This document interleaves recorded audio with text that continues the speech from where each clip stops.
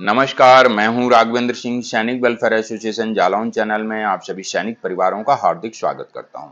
दोस्तों, आज का ये वीडियो मैं आप लोगों के बार-बार प्रश्न करने पर लेकर के आया हूं, क्योंकि आज के वीडियो में मैं आप लोगों को उन पेंशनर्स को बताना चाहूँगा जो फैमिली पेंशन ले रहे हैं या फैमिली पेंशन लेना चाहते हैं या सैनिक परिवार से हैं। आप लोगों के द्वारा ये कई बार प्रश्न किया गया है, जैसे ही पेंशनर की डेथ हो जाती है तो सबसे पहला कदम क्या उठाएं ताकि उनकी पेंशन जल्द से जल्द शुरू हो सके। आज उसी को लेकर के चर्चा करूंगा। इससे पहले मैं अपने दर्शकों से एक छोटी सी गुजारिश करता हूं, जो दर्शक मेरे चैनल को पहली बार देख रहे हैं या अभी तक भी आपने हमारे चैनल को सब्सक्राइब नहीं किया है, तो हमारे चैनल से जुड़ने के लिए चैनल को सब्सक्राइब कर लीजिएगा, ताकि ऐसे ही महत्वपूर्ण इंफॉर्मेशन आपको सबसे पहले मिल सके। दोस्तों, मैं चर्चा कर रहा था आप लोगों के प्रश्न के बारे में। जैसा कि आप लोगों ने प्रश्न किया है कि पेंशनर्स की डेथ होने के बाद में सबसे पहला कदम क्या उठाएं। पेंशन जल्द से जल्द शुरू हो सके, इसके लिए आपको जैसे ही पेंशनर्स की डेथ हो जाती है तो सबसे पहले आपको डेथ सर्टिफिकेट के लिए आवेदन करना होगा। जैसे ही डेथ सर्टिफिकेट बन के आ जाता है, आप संपूर्ण दस्तावेज के साथ में अपने जिला सैनिक कल्याण बोर्ड में जाइएगा और वहां पर उनको सूचना करिएगा डेथ सर्टिफिकेट के साथ में कि पेंशनर्स की डेथ हो चुकी है, आप फैमिली पेंशन के लिए आवेदन करना चाहते हैं।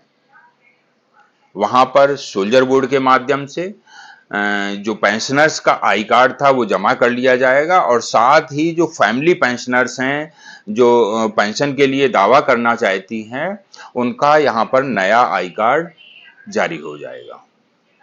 अब जिन पेंशनर्स का माइग्रेशन स्पर्श में हो गया है, वो ऑनलाइन पोर्टल के माध्यम से यहाँ पर सबसे पहले पेंशनर्स के नाम से जो पेंशन आ रही थी उसको वहां पर स्टॉप करवाइएगा और अपने फैमिली पेंशन के लिए दावा करिएगा। अब इस दावा करने के लिए आपको आपके बैंक की पासबुक की फोटोकॉपी चाहिए होगी, डेथ सर्टिफिकेट चाहिए होगा और अन्य डॉक्यूमेंट जैसे कि आधार कार्ड और पैन कार्ड। तो यहाँ पर इस पोर्टल पर आपको ये सभी दस्तावेज अपलोड करने होंगे और ये स्पर्श का काम मैं आप लोगों को बता दूं कि प्रत्येक कंप्यूटर वाला नहीं कर पाता है। आप अपने नजदीकी जो भी आपके आसपास पड़ोस में कोई रक्षा पेंशनर हो, उनसे पूछ लीजिएगा कि ये रक्षा पेंशनर्स का काम कौन सा कंप्यूटर वाला करता है, क्योंकि हमारे जो रक्षा पेंशनर हैं किसी भी कंप्यूटर कैफे पर जाकर के फिर परेशान होते हैं और कहते हैं, फिर कॉल करके पूछते हैं कि सर ये कैसे होगा। तो मैं हालांकि बता देता हूं कॉल के माध्यम से, लेकिन इतना अच्छा नहीं बता सकता हूं और यदि इसमें कोई त्रुटि हो गई तो आपकी पेंशन शुरू होने में समस्या खड़ी हो सकती है। इसलिए जो पहले से ही रक्षा पेंशनर की पेंशन संबंधी काम कर रहा है उसी कंप्यूटर कैफे पर जाइएगा तो आपका ये काम आसानी से हो जाएगा। अब यहां पर आपने जैसे ही डेथ रिपोर्टिंग कर दी, पेंशन के लिए आवेदन कर दिया, इसके बाद में आप देखेंगे कि कुछ समय के बाद में जो आपका पेंशन कार्यालय है आपके रिकॉर्ड से कंफर्मेशन लेगा और कंफर्मेशन होने के बाद में आपकी फैमिली पेंशन को शुरू कर दिया जाएगा। अब जिनका माइग्रेशन स्पर्श में नहीं हुआ है, शायद कुछ 1 या 2% सैनिक परिवार होंगे जिनका अभी तक भी स्पर्श में माइग्रेशन ना हुआ हो। अधिकतर का स्पर्श में माइग्रेशन हो गया है। जिनका माइग्रेशन नहीं हुआ है वो बैंक में जाकर के ये सभी अपने दस्तावेज जमा करें और वहां पर डेथ रिपोर्टिंग करें। साथ ही सोल्जर बोर्ड को इन्फॉर्म करना ना भूलें, क्योंकि सोल्जर बोर्ड पेंशनर्स के लिए जो कार्रवाई करेगा उससे और भी बेनिफिट जुड़े हुए हैं, जैसे एजीआई से संबंधित बेनिफिट। हालांकि एजीआई का भी आजकल ऑनलाइन हो गया है, आप स्वयं भी कर सकते हैं, परंतु यदि आप सोल्जर बोर्ड के माध्यम से करेंगे तो आपको किसी भी प्रकार की समस्या खड़ी नहीं होने वाली है। अब जिनका माइग्रेशन स्पर्श में नहीं हुआ है वो अपने बैंक में रिपोर्टिंग करने के साथ साथ में अपने संपूर्ण दस्तावेज वहां पर जैसे ही जमा करेंगे तो कुछ महीने के बाद में उनकी फैमिली पेंशन शुरू हो जाएगी। यदि फिर भी आपकी फैमिली पेंशन शुरू नहीं होती है तो हमें कमेंट सेक्शन के माध्यम से कभी भी प्रश्न कर सकते हैं या फिर हमारी टीम से भी संपर्क करके अपनी इस फैमिली पेंशन को शुरू करवा सकते हैं। अब फैमिली पेंशन किन की नहीं शुरू होती है, फैमिली पेंशन किन फैमिली पेंशनर की शुरू नहीं होती है, चंद एक लाइनों में आपको समझाना चाहता हूं। जिन फैमिली पेंशनर्स का पार्ट ऑर्डर ना हुआ हो या फिर जिनका आधार कार्ड में नाम कुछ और सर्विस रिकॉर्ड में नाम कुछ और हो। इस प्रकार की यदि त्रुटि है तो आपकी फैमिली पेंशन शुरू होने में थोड़ा समय लग सकता है और हो सकता है कि आपकी फैमिली पेंशन शुरू भी ना हो।